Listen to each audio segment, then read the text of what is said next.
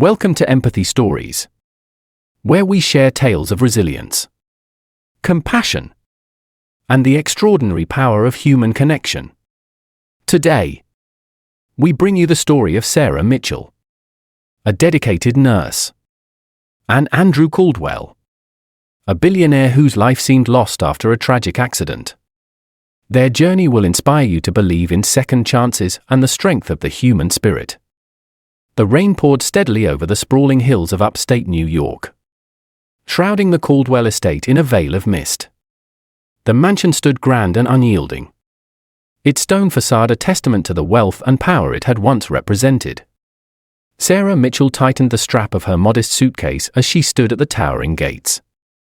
The sound of the iron creaking open echoed her trepidation. This was the start of a journey she hadn't entirely anticipated, a challenge that would test not just her skills but her resilience and compassion. Sarah had been hired as a private nurse for Andrew Caldwell, a billionaire whose name had once been synonymous with success and innovation. The stories of his rise to prominence were the stuff of legend. But those stories now seemed like distant echoes. An accident had left him in a vegetative state, confined to a bed and surrounded by machines that kept his body alive but did little to restore the man he once was. As Sarah approached the grand front doors, she was greeted by Jonathan Harris, the butler, a tall man whose demeanor was as cold as the marble floors inside. "Miss Mitchell," he said curtly, his tone devoid of warmth. "Mrs. Caldwell is waiting for you in the study." The hallway leading to the study was lined with art so exquisite it could have been a museum. But Sarah barely noticed. Her mind was focused on the task ahead. This wasn't just a job for her, it was a calling. She had worked in hospitals and seen the effects of compassion in even the bleakest situations. She wasn't deterred by the rumors she'd heard, whispers of Evelyn Caldwell's icy demeanor, the family's strained dynamic, and the way Andrew had been all but forgotten by the world outside these walls. She was here to help a man rediscover life, no matter how daunting the task. The study was as imposing as the rest of the house, with dark wood paneling and shelves lined with leather-bound books. Evelyn Caldwell sat behind a grand desk, her presence as sharp as her tailored black suit. Her raven hair was styled perfectly, her jewelry understated but unmistakably expensive. She looked up as Sarah entered, her dark eyes assessing her with an almost clinical gaze. "Miss Mitchell," Evelyn began, her voice smooth but edged with authority, "I trust you understand the gravity of your responsibilities here. My husband requires constant care, and I expect nothing less than absolute professionalism. Any negligence, and you will be dismissed immediately." Sarah nodded, meeting Evelyn's gaze without flinching. "I understand, Mrs. Caldwell. You can trust that I will provide the best care possible for Mr. Caldwell." The exchange was brief, and before long, Jonathan was leading Sarah to the room where Andrew lay. The space was enormous, spanning an entire wing of the house. High-tech medical equipment hummed quietly, monitoring every aspect of his condition. In the center of the room was Andrew Caldwell himself, motionless in a hospital bed. Sarah had seen patients in similar states before, but there was something uniquely striking about him. Even in his stillness, he exuded a kind of dignity, a lingering presence of the man who had once commanded boardrooms and inspired millions. Sarah approached his bedside, her steps measured and deliberate. She studied his face, once so animated and full of life, now pale and still. For a moment, she hesitated, the enormity of the situation settling over her. Then, she took a deep breath and gently placed her hand on his. "Hello, Mr. Caldwell," she said softly, her voice barely above a whisper. "My name is Sarah Mitchell, and I promise you this, I will do everything I can to help you come back." The room remained silent, save for the steady beeping of the machines. But just as Sarah was about to pull her hand away, She felt it, a faint twitch of his fingers. It was so slight that she almost thought she had imagined it. Yet, it was enough to ignite a spark of hope deep within her. The rest of the day passed in a blur as Sarah settled into her new role. She unpacked her belongings in a modest guest room, familiarized herself with the house, and began reviewing Andrew's medical history. It was clear from the records that traditional methods had done little to improve his condition. If she was going to make a difference, she would need to think beyond the conventional. That evening, as the rain continued to fall outside, Sarah returned to Andrew's room. The shadows from the equipment cast faint patterns on the walls, and the soft glow of the monitors bathed the space in an eerie light. She stood beside his bed, her resolve solidifying. "You're still here," she whispered, as much to herself as to Andrew. "I can feel it. And I won't stop trying until we find a way to bring you back." Outside the room, Evelyn Caldwell watched silently from the doorway, her expression unreadable. She said nothing, turning away before Sarah could notice her presence. As Sarah sat by Andrew's side, she knew the road ahead would be long and uncertain. But she also knew this: she wouldn't give up. For Andrew Caldwell wasn't just a patient to her, he was a man who deserved a chance to reclaim his life, no matter how insurmountable the odds seemed. And Sarah Mitchell was determined to give him that chance. The days at Caldwell Estate settled into a steady rhythm. Sarah Mitchell quickly became familiar with Andrew Caldwell's condition and daily routines. Yet she knew that simply maintaining the status quo would not be enough. The medical care he had received for years had kept him alive, but it had done little to bring him back. Sarah was determined to go beyond the conventional, to reach Andrew in ways that others had given up on.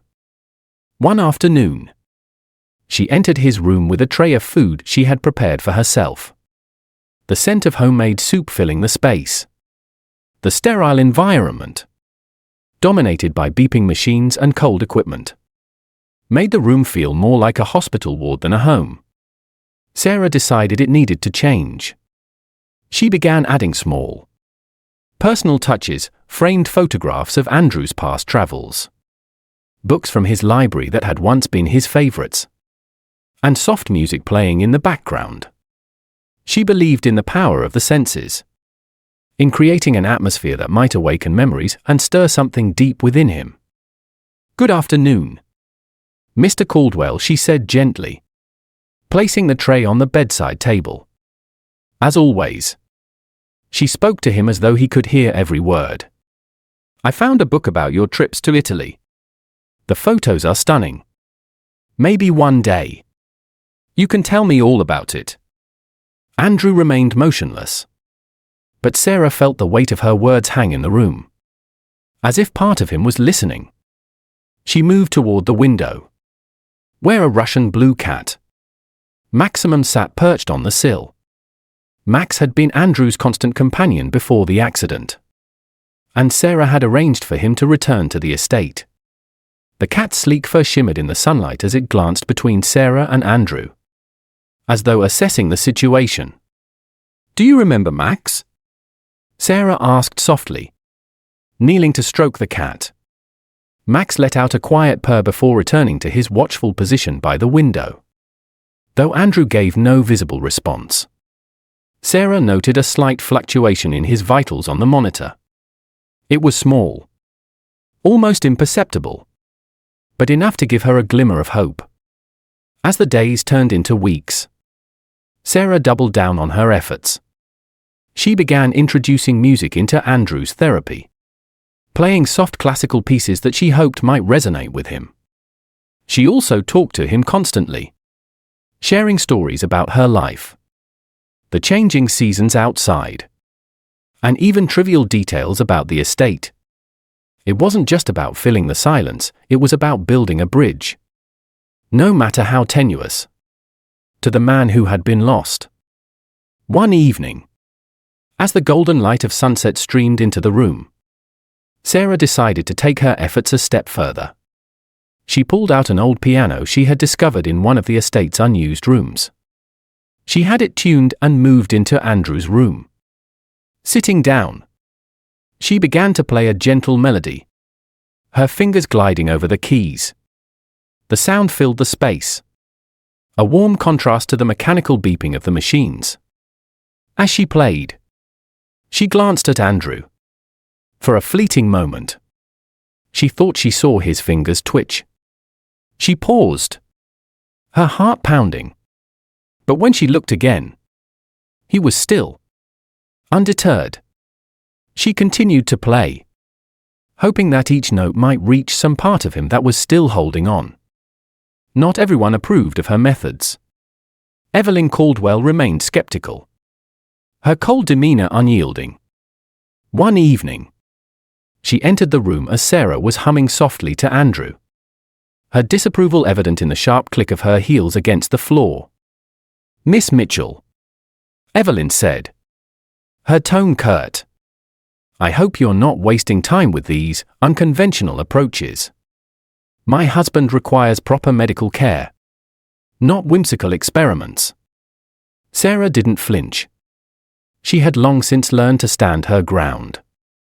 "I assure you, Mrs. Caldwell, everything I'm doing is with Mr. Caldwell's recovery in mind. Sometimes, reaching someone requires more than machines and medication. It requires connection." For a moment, Evelyn's expression softened, but only slightly. "Very well," she said finally, turning to leave. "But I expect results. This is not a charity case." Sarah's resolve only grew stronger. She continued her unconventional treatments, incorporating touch into her care by guiding Andrew's hands through simple exercises and placing Max near him each day. The cat often curled up beside Andrew, its quiet presence seeming to create a sense of calm. One afternoon, as Sarah guided Andrew's hand through a series of movements, something remarkable happened. His eyes fluttered open, if only for a moment. She froze, her breath catching in her throat. "Mr. Caldwell," she whispered, her voice trembling. "Can you hear me?" There was no immediate response. But then his fingers moved, this time more deliberately. He gave her hand a faint but unmistakable squeeze. Tears filled Sarah's eyes as she leaned closer. "You're here," she murmured, her voice breaking. "You're really here." It was the breakthrough she had been praying for, a sign that Andrew Caldwell was still fighting, still present. She quickly recorded the details, her hands trembling with a mix of excitement and disbelief. This wasn't just a small step forward, it was proof that her efforts were making a difference. That night, as the stars twinkled above the Caldwell estate, Sarah sat beside Andrew's bed, a newfound sense of purpose filling her. The road ahead would still be long, but for the first time, she felt certain they were on the right path. Andrew Caldwell wasn't just a patient to her anymore, he was a man rediscovering his will to live. And she was determined to help him every step of the way. The days at Caldwell Estate transformed into a quiet battle for hope. Sarah Mitchell's unwavering dedication had brought Andrew Caldwell back from the brink. But the fight was far from over. His responses, though still faint, grew stronger each day. He was no longer merely a man sustained by machines, he was slowly reclaiming pieces of himself. And with every breakthrough, Sarah felt a swell of purpose that carried her through the long hours. One morning, Sarah entered Andrew's room to find Maximum the Russian blue cat, curled up beside him. The sight brought a smile to her face.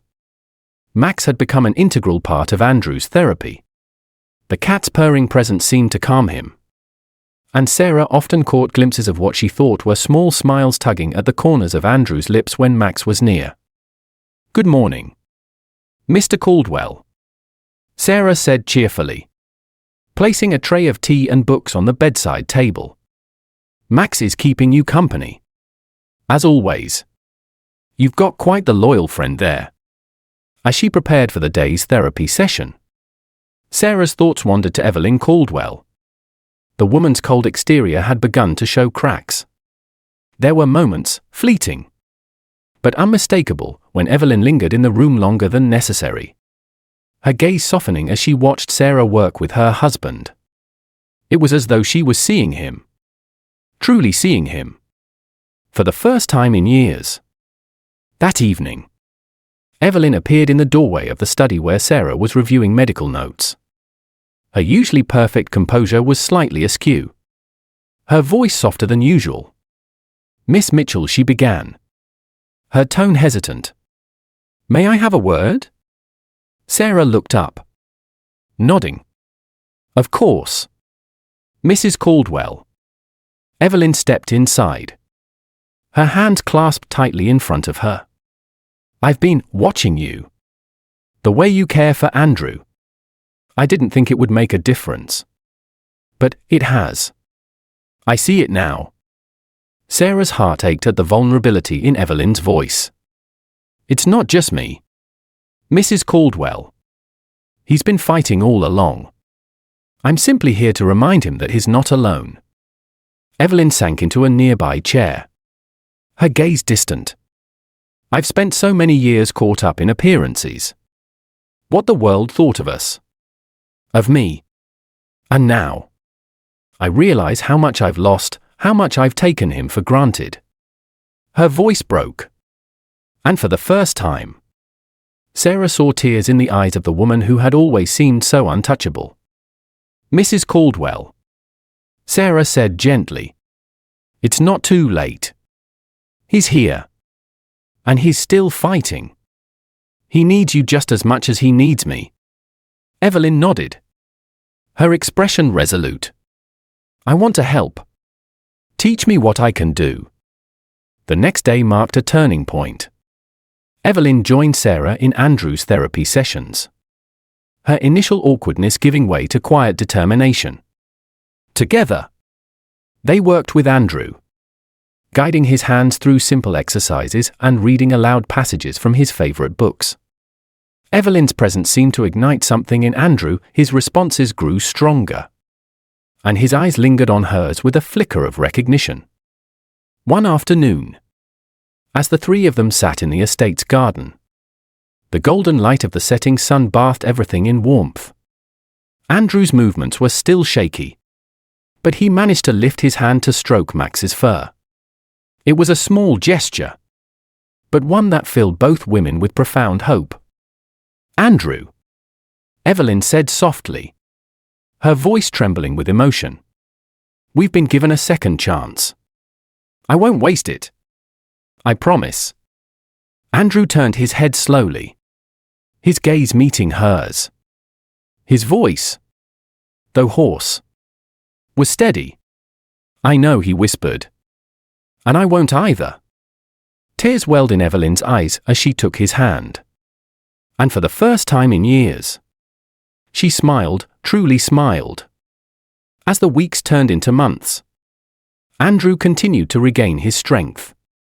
The estate, once a cold and silent monument to lost wealth and ambition, became a place of warmth and renewal. Evelyn grew more involved in her husband's recovery, her pride giving way to genuine love and gratitude. She and Sarah formed an unlikely partnership, united by their shared goal of helping Andrew reclaim his life. One evening, as Sarah prepared to leave for the night, Evelyn stopped her in the hallway. "Miss Mitchell," she said, her voice filled with sincerity, "I don't know how to thank you. You didn't just save Andrew, you saved us. You reminded me of what truly matters."